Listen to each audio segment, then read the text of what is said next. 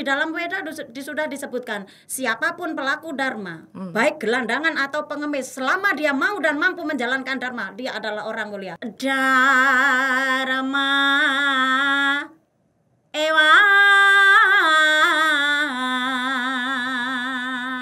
Di sana disebutkan siapapun yang menghina dharma dan menghancurkan dharma, maka dia akan hancur dengan sendirinya oleh dharma itu.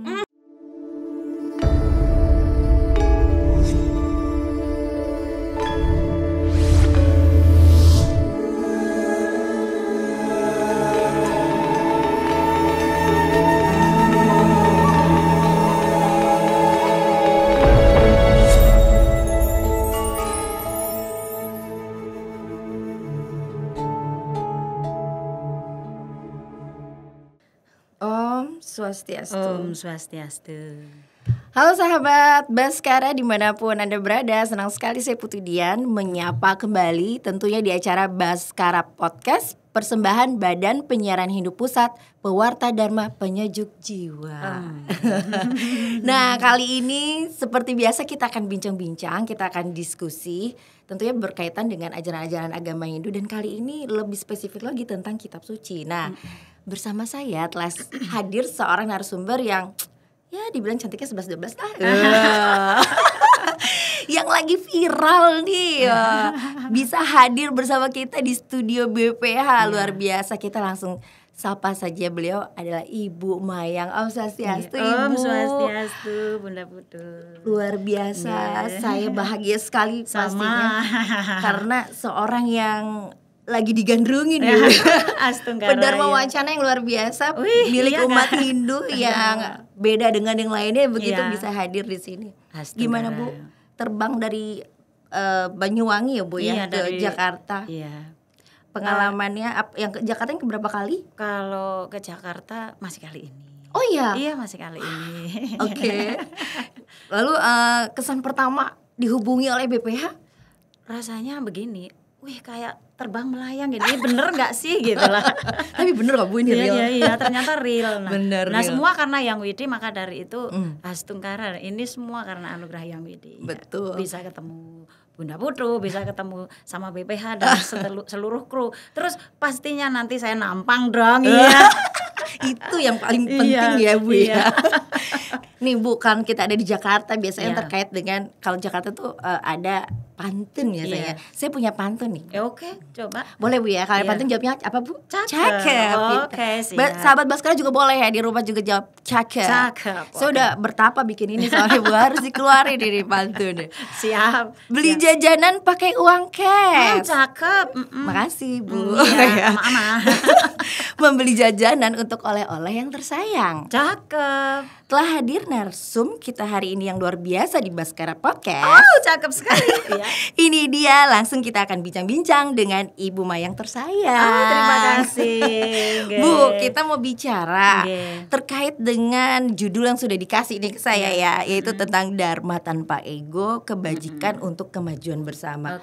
Kalau saya sih berat nih Bu ya, kita bicara tentang Dharma tanpa ego. Tanpa ego ya. Sebelum masuk ke sana nih Bu, kira-kira berkaitan dengan kebajikan. Apa Bu yang mungkin bisa dijelaskan di awal kebajikan itu dalam perspektif Hindu? Silakan. Kebajikan, oke. Bu Dian. Mbak Dian juga boleh. Mbak Dian juga biar boleh. Terlihat muda. Ya, biar kelihatan masih unyu-unyu gitu ya. Oke. Terkait perspektif Hindu tentang kebajikan. Nah, di sana disebutkan bahwa kebajikan itu adalah hal tertinggi dalam hidup kita, yaitu seperti umat Hindu menyatakan bahwa apapun yang terjadi tidak ada yang mengalahkan dharma. Iya, di sana disebutkan dharma itu adalah sumber kebajikan atau kebenaran. Lah, kebenaran di sini yang bagaimana? Betul. Nah, karena semua mengaku benar bisa aja gitu ya. Iya, tapi di sini kebenaran di sini yang satu, apa namanya? Saya panggil karena panggilan sayang untuk yang lebih Inji, muda. Bu, boleh, pokoknya demi Ibu Mayang saya mau rela. Nah, kebajikan tersendiri nah, itu adalah benar menurut kita, benar menurut masyarakat, benar menurut pemerintah, dan benar untuk kehidupan kita sendiri. Nah, tergantung ya perspektifnya mana ya menilai begitu ya. Iya, kalau benar menurut ajaran kitab kita misal. Jadi segala sesuatu yang kita lakukan itu segala sesuatu yang terjadi itu betul-betul berdasarkan kitab walaupun tidak semuanya Nah, artinya kita tidak melenceng dari sebuah kitab. Contoh, orang mencuri itu kalau menurut diri kita betul karena untuk untuk menghidupi keluarga. Tetapi secara masyarakat betul enggak? Salah dong. Secara pemerintah betul enggak? Apalagi itu. Secara kitab enggak betul juga kan? Enggak betul juga. Apalagi secara Tuhan. Nah, maka dari itu kebenaran secara pribadi belum tentu benar untuk orang lain. Nah, maka dari itu di Hindu konsepnya sudah luar biasa. Di Hindu ternyata kebenaran itu adalah mencakup 4 hal. Apa itu? Benar secara diri sendiri, benar secara masyarakat, benar secara agama, benar secara kitab, dan tentunya benar secara Tuhan. Gitu. Lalu tujuannya itu sendiri, Bu, menjalankan kebajikan itu sendiri. Enggak cuman untuk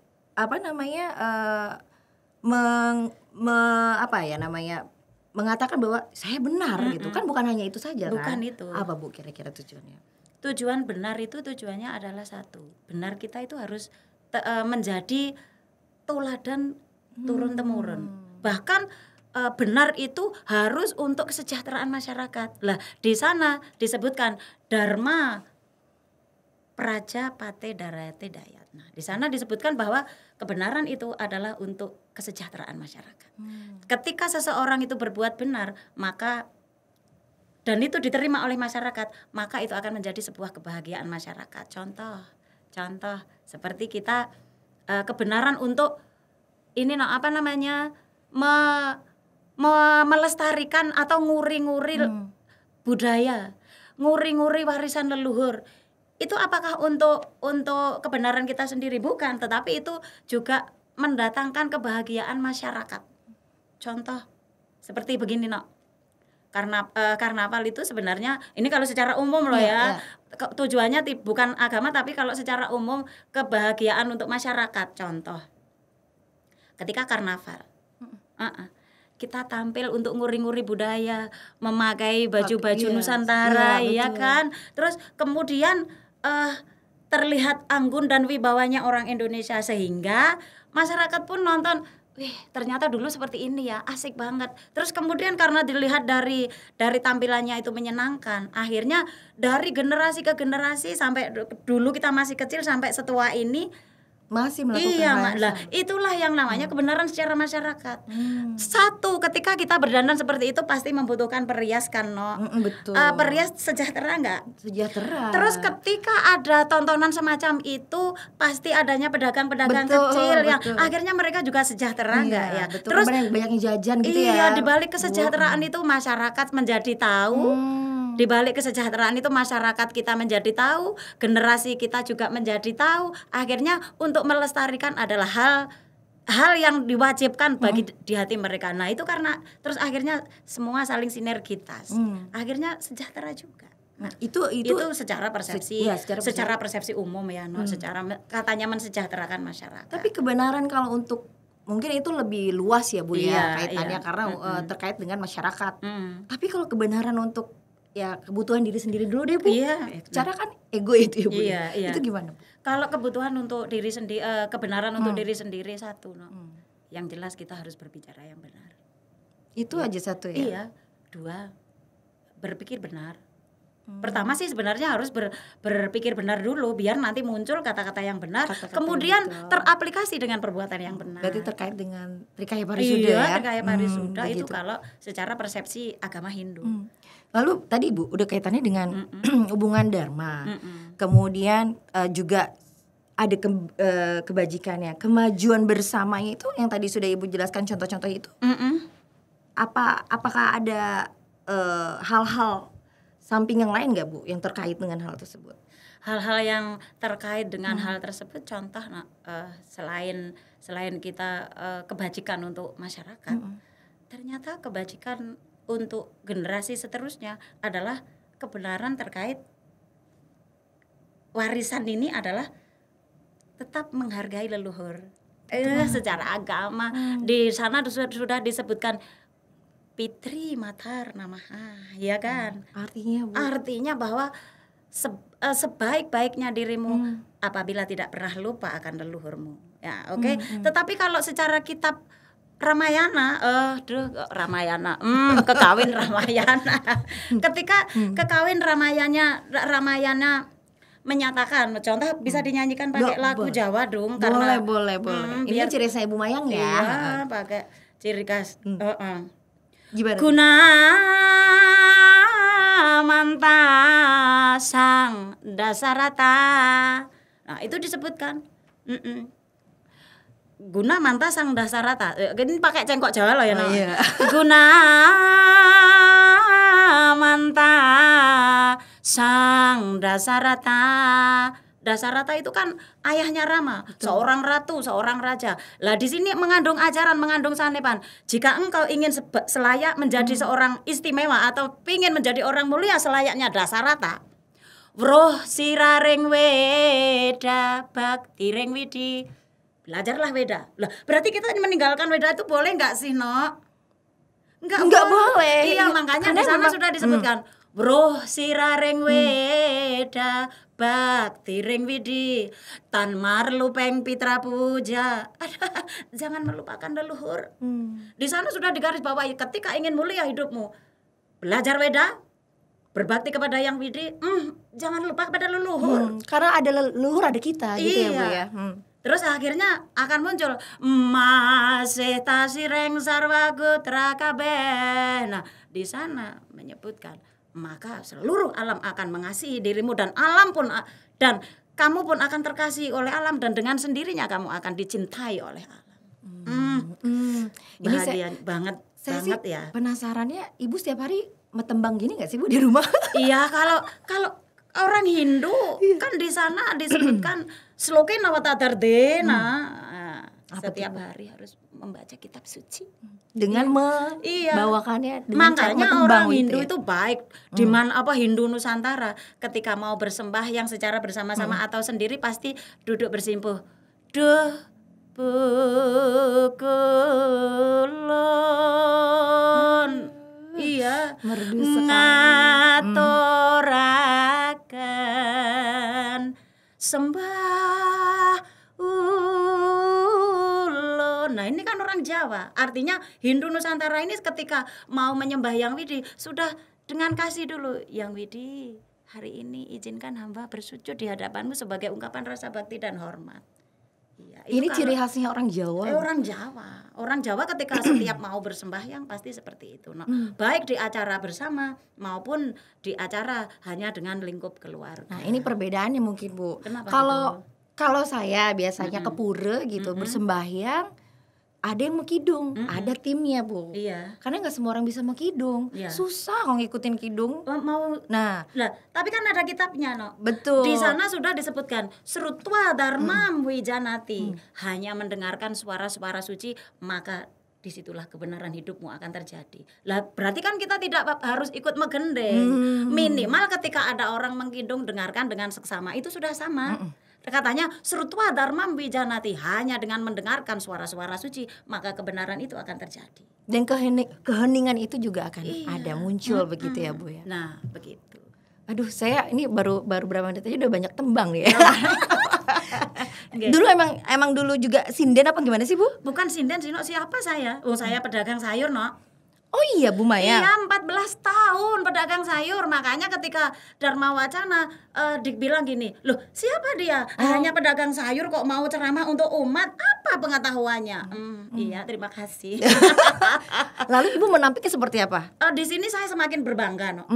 Pedagang sayur itu di sana di dalam Weda sudah disebutkan siapapun pelaku dharma, baik gelandangan atau pengemis, selama dia mau dan mampu menjalankan dharma, dia adalah orang mulia. Coba saya gelandangan atau pengemis bukan? Bukan dong. Nah, berarti dari kata persepsi terbawa aja boleh, apalagi saya pedagang. Jadi saya semakin bangga dong. Betul gitu. sekali. Berarti peluang terbesar untuk saya. Ini perlu dicontoh tentunya ya. Iya. Untuk siapapun, tidak perlu melihat saya itu siapa, tapi yang diajarkan itu loh dari mana. Apalagi yang saya ajarkan semua artinya yang bukan ajaran sih. Apa yang saya bicarakan berdasarkan aplikasi kehidupan saya sehari-hari bersama keluarga itu berusaha untuk tidak lepas dari kitab dan sastra suci Weda. Justru menjadi inspirasi untuk banyak orang bahwa misal saya nggak tahu ya Bu ya, Ibu dulu apa misalnya pedagang sayur. Nah, kemudian bisa mencapai titik ini. Mungkin yang lainnya juga pasti bisa. Ini kan berdasarkan kitab loh. Di sana sudah disebutkan. Yadri Caya Papanam, selagi masih muda berjuanglah. Saya muda kan. 17 tahun Bu. Nggak apa-apa, orang yang lain nggak tahu, biarin aja Bu. Selagi masih muda. Teruslah memberikan arahan-arahan dharma begitu ya Bu ya. Jadi saya pede aja. Apapun mereka menyebut, nah memang kenyataannya saya pedagang sayur. Betul. Tapi ini menjadi inspirasi loh Bu Mayang. Gak masalah mau backgroundnya apa begitu ya Bu ya. Yang penting di titik ini loh kita bisa mencapai titik ini. Nah kembali lagi kita kalau bicara mengenai kebenaran, kebajikan. Lalu adakah di Bhagavad Gita sloka-sloka yang mencantumkan tentang kebajikan maju untuk bersama ini? Nah, kalau terkait ajaran Weda, ribuan ratusan sloka. Kalau secara kitab Bhagavad Gita itu kalau saya hitung ada 218 yang menyatakan begitu agungnya orang tentang menjalankan dharma. Nanti saya bahas. Tetapi ketika kita mau mencapai Manawa Dharma Sastra, semuanya mengajarkan tentang dharma dan kelebihan orang menjalankan dharma. Lah apalagi kalau melihat di Rig Weda. Di Rig Weda itu disebutkan bahwa orang Manu Semerti juga membahas tentang ternyata kewajiban manusia itu 99% adalah menjalankan dharma. Contoh di sana disebutkan ini pakai cengkok Jawa atau asal aja? Pokoknya yang Ibu Mayang oke lah, pakai cengkok Jawa boleh. Berarti harus saya habiskan ya kalau pakai cengkok Jawa. Contoh di Manu Semerti 8 Sukta 191 itu menyatakan demikian. Bagaimana? Contoh di sana disebutkan dharma ewa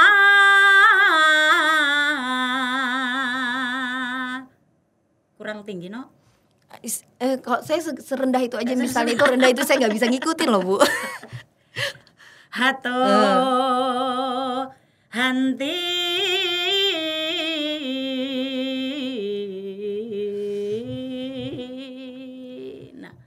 itu bangganya saya membaca itu. Kenapa saya pakai lekukan yang sangat indah. Di sana disebutkan siapapun yang menghina dharma dan menghancurkan dharma, maka dia akan hancur dengan sendirinya oleh dharma itu. Maka kita tidak perlu berpikir panjang ketika ada orang berbuat jahat kepada kita. Abaikan saja karena semua itu akan terbalas oleh perbuatannya sendiri. Bukan karena ujian yang widih loh ya, tetapi siapa berbuat dia akan menuai karma pala. Lah ini di sini sudah disebutkan dharma ewa hato hanti. Dharma raksati raksita.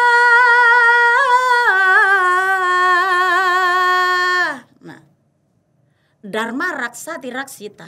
Tetapi siapa yang selalu menjaga dharma dan menjalankan dharma, maka hidupnya akan selalu dilindungi oleh dharma dimanapun. Terus sekarang kalau kita meninggalkan Hindu, meninggalkan dharma, mau cari apa sih gitu loh ya. Karena kita hidup sebenarnya mencari jalur dharma. Lah sekarang kita ajaran dharma itu semuanya tertuang dalam ajaran agama Hindu. Ketika kita meninggalkan Hindu, mau cari apa sih? Ya kan? Itu karena kita sebagai orang Hindu. Betul. Tapi bukan berarti artinya agama, pasti agama orang lain pun juga mengajarkan demikian kan, no? Saya penasaran, Ibu mempelajari seluruh kitab-kitab ini berdasarkan apa sih? Ada panutan kitab suci apa nggak sih Bu buat bocoran nih buat sahabat Baskara? Karena begini orang Hindu itu kan paling banyak kitab yang artinya kitab yang diberi yang dimiliki orang Hindu secara mudah, artinya bukan di pasaran bukan, tetapi di setiap event ada Utshawa Dharma kita, ada lembaga-lembaga tinggi kita, itu memunculkan kitab itu paling banyak adalah Bhagavad Gita. Maka kitab yang mendominasi hidup kami untuk menjalankan ajaran, menjalankan kehidupan sesuai Hindu ini, kitabnya adalah kitab Bhagavad Gita, Pancamu Dharma, Pancamu. Bawa nggak Bu salah satu kitab? Mohon maaf ya, kalau saya itu bawahnya adalah kitab yang setiap hari saya baca, jadi saya tidak bisa ditinggalkan oleh ini, maka kelihatan old banget, rusak banget. Nggak apa-apa, boleh diliatin ya, bukan berarti aduh Bu Mayang ini kitab kok sampai serusak itu. Lah ini karena ini pusaka suci. Pusaka suci. Dari bawaannya Ibu dari sejak kapan itu bawa itu? Ini saya membawa kitab suci ini kalau nggak salah sejak tahun 94 Tahun dari 94 sampai sekarang. Iya, karena dulu itu anak-anak kecil di usia-usia kami, bukan kecil, di 94 saya sudah punya anak gede. Pemula ya, katakanlah awal-awal baru mau belajar begitu ya Bu ya. Nah itu kan dapat hadiah karena kita dulu ini loh nge-MC secara Jawa di pura-pura kita aja, artinya musuhnya itu ya, artinya yang menjadi teman kompetisi itu satu pura. Nah kemudian sama panitia itu saya dikasih Bhagavad Gita, bahagianya luar biasa. Artinya ini terbawa sepanjang hidup saya, dan ternyata hidup saya berubah berdasarkan kitab. Dan kitab kami, kitab pemberian panitia kami di pura kami itu udah sampai ini loh covernya, sampai hilang ya. Maaf ya sobat ini pusaka BPH. suci banget, sakral sekali loh ini. Dan ini ketika Saraswati, ketika hari Nyepi, ini juga ikut saya sucikan. Dan setiap hari saya istimewakan ketika saya tidur saya taruh di atas kepala. Lebih beda dari suami ya. Ini ya lebih sayang ini ya daripada suami ya kalau gitu ya. Tetapi sampai kalau dibawa ke tempat tidur. Iya, tetapi kalau mau bermain sama suami, dik jangan sampai bersentuhan dengan kitab suci. Akhirnya kitab sucinya harus diasingkan. Artinya di tempat yang sakral dulu. Betul. Ini kitab suci kami Bhagavad Gita ini terbitan dari Departemen Agama Hindu Republik Indonesia yang diterbitkan tahun 1967, yang semuanya itu digubah oleh panjenenganipun Romo Nyoman S. Pendit begitu. Nyoman S. Pendit. Iya. Berarti memang dari Kementerian Agama ya Bu ya, Dirjen ya, 1967. Wow, dari tahun 1967. Iya. Maka terlihat seperti pusaka suci loh ini. Kertasnya sampai mungkin karena tangan saya kadang basah atau berkeringat. Tapi memang benar kata ibu guru saya bilang, Bu, kalau bukunya masih rapi anak-anak, berarti tandanya kamu jarang membaca itu. Betul. Tapi kalau bukunya sampai ada yang robek nggak masalah, itulah ibu guru ya. Berarti tandanya buku itu dibaca. Setiap hari Setiap hari Ibu sempatin waktu untuk membaca. Saya patuh terhadap ajaran guru besar kita, yaitu yang tertuang dalam kitab Chanakya Niti Sastra 4 menyatakan bahwa Sloke Nawatadardena, setiap manusia Hindu, artinya bukan manusia Hindu saja sih, setiap manusia wajib membaca satu bait sloka. Lah, wajib loh, ternyata Hindu itu punya kewajiban setiap hari membaca satu bait sloka. Dan bahkan tidak ada rotan akar penjadi di situ disebutkan Sloke Nawatadardena, tadardar aksarinawa. Ketika engkau tidak bisa membaca satu bait sloka, cukup satu huruf saja. Satu huruf? Berarti wajib banget kan, Wajib banget ya. Terus berarti saya selama ini kemana ya? Iya, selama ini kita kemana ya. Nah, terus tadardak aksarinawa awan dawiyam diwasam kuriat. Maka apa yang tertuang dalam kitab akan menjadi sifatmu. Karena yang ada di dalam kitab ini adalah sifat dewata, sabda dewata. Terus dana diayam nam karma bila, inilah yang saya garis bawahi, dana diayam nam karma bi. Artinya apa? Maka setiap kerjamu adalah kerja-kerja yang akan mendapatkan hasil penuh penghormatan dan kerja yang memuliakan. Nah, maka dari itu kalau di sini sudah disebutkan, maka katanya orang membaca kitab dan mampu mengaplikasikannya dalam kehidupan sehari-hari, maka dia akan menjadi orang mulia. Bakul janganan menjadi penyuluh dan sekarang bisa duduk di Jakarta ini kalau bukan karena kemuliaan yang diajarkan oleh kitab. Bisa nggak ya kira-kira bakul janganan ini? Nah itulah bangganya saya. Tapi Bu, saya ini karena artinya kegigihan Ibu, kehinduan Ibu ingin lebih banyak tahu kan tentang apa itu Hindu melalui kitab suci begitu. kalau tadi dikatakan bahwa tidak ada waktu untuk membaca satu bait pun, satu huruf pun itu sudah mendatangkan dia, memuliakan diri kita. Dana dia yang nam karmabi. Makanya di dalam Hindu ada meditasi yang namanya tidak perlu panjang kali lebar mantra, cukup mengaturkan karena 3 huruf kata itu sudah memancarkan energi yang luar biasa. Betul. Apalagi kalau kita mau mendengar para suci kita, para suci kita yang selalu memimpin kita, selalu bilang sang nang bang mang tang sing ang wang ing yang, sang bang tang ang ing nang mang sing wang yang, nang mang sing wang yang ang ong mang ang ah ong. Duh no, rasanya hidup ini seperti melayang ketika kita mau konsentrasi mendengarkan para suci berdoa untuk kita. Menurut Ibu, bagi mereka atau mungkin termasuk saya ya, mungkin sahabat Baskara juga di rumah banyak juga mungkin dengan kesibukannya jarang tuh Bu membuka kitab suci, mereka tidak mulia atau mereka berdosa atau mereka seperti apa Bu? Sebenarnya kalau menurut pemahaman saya, ketika kita hidup dari siapa? Sang Hyang Widi tentunya. Betul, dari Tuhan. Terus kita kira-kira di dunia ini ada yang menjual nyawa nggak Iya nggak ada lah Bu, kalau bisa mah saya mau beli banyak lah ya. Tapi kalau penjenengan datang ke rumah sakit, oksigen mahal ya kita beli. Tetapi ketika kita terbuka mata kita sampai tertutup mata kita selalu menghirup udara ini dari mana ya? Yang Widi juga. Dari betul. Terus secara gratis lah ya. Iya, ungkapan terima kasih ternyata hanya menjalankan kewajiban. Betul. Nah, maka dari itu ketika ini menurut saya sih, menurut persepsi saya, bukan berarti sok banget sih gitu, bukan begitu. Tetapi di sini mengingat di dalam kitab itu ada kewajiban untuk menghaturkan seloka itu sebagai ungkapan terima kasih kepada Yang Widi. Imbasnya atau ininya adalah untuk diri kita juga dan untuk keluarga kita juga, bahkan untuk alam semesta. Maka begitu menurut saya begitu ruginya ketika kita sudah tahu seperti itu, ternyata kita tidak mengimplementasikannya. Apabila sudah tahu. Tapi yang belum nih Bu, yang artinya yang mereka selama ini bagaimana tuh Bu? Berdosakah dia? Kalau berdosa itu beda kita harus tahu antara salah dan dosa. Kalau salah itu masih bisa dimaafkan. Kalau dosa itu urusan Yang Widi, iya kan? Betul. Maka dari itu selama ini bagi yang tidak tahu bagi yang tidak tahu ternyata belum melaksanakan, itu namanya masih salah, bisa dimaafkan. Mungkin melaksanakan hanya kewajiban seperti misalnya Trisandil atau sembahyang aja gitu ya, mengingat Tuhan. Iya. Jadi seperti rule yang saya harus sembahyangnya hari ini gitu. Tetapi kalau mungkin membaca kitab suci belum menjadi satu patokan yang jadi seharusnya gitu. Nah, mungkin gimana Bu? Pesan-pesan atau sedikit saran kali ya buat mereka yang biar terketuk pintu hatinya, sempetin deh. Karena satu huruf aja sudah memuliakan yang tadi kayak Ibu bilang. Lah, di kita di kita itu sebenarnya aturannya kita tidak harus duduk bersimpuh meluangkan waktu untuk membaca satu bait itu sambil harus begitu tuh Bu. Sambil duduk itu enggak harus begitu ya. Apalagi setiap doa kita, contoh doa makan mengaturkan Om. Itu kan secara umum artinya secara meluas, tetapi secara pribadi kita menjalankan kewajiban yang memang itu adalah pure kewajiban kita sebagai orang umat Hindu. Sambil lalu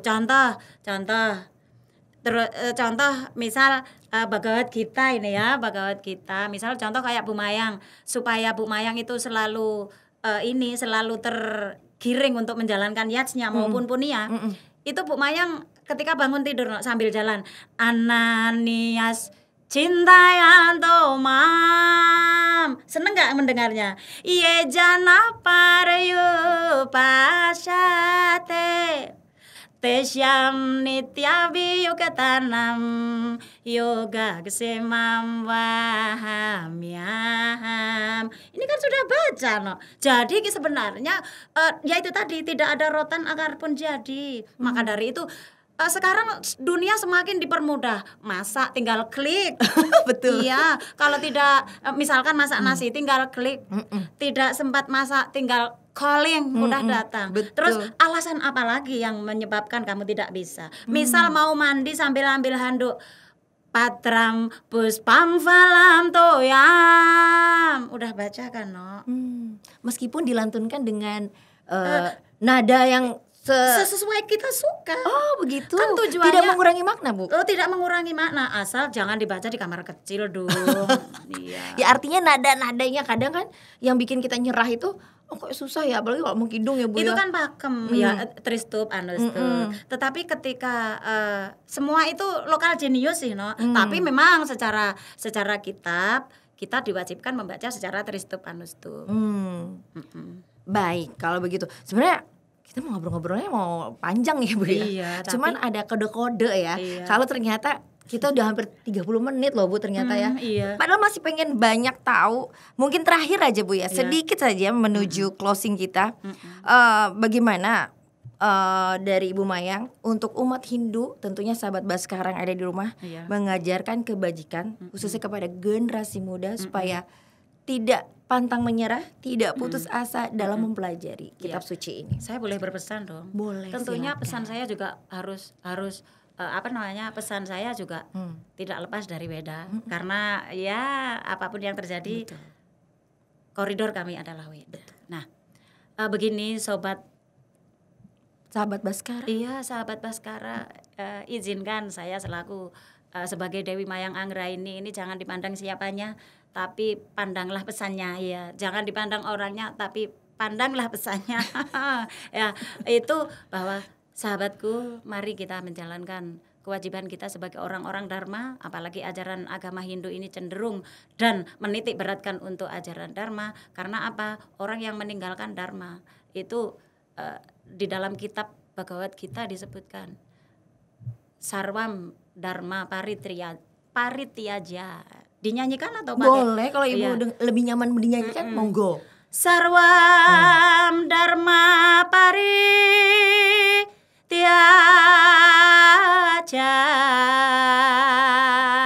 Mohon maaf loh, no, kalau memang kurang. Gak ada kurangnya malah. Lanjut. Iya.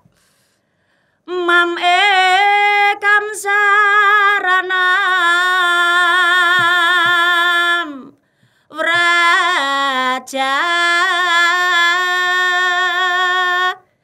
aham tuam sar wapapepyo moksayishyami ma suca.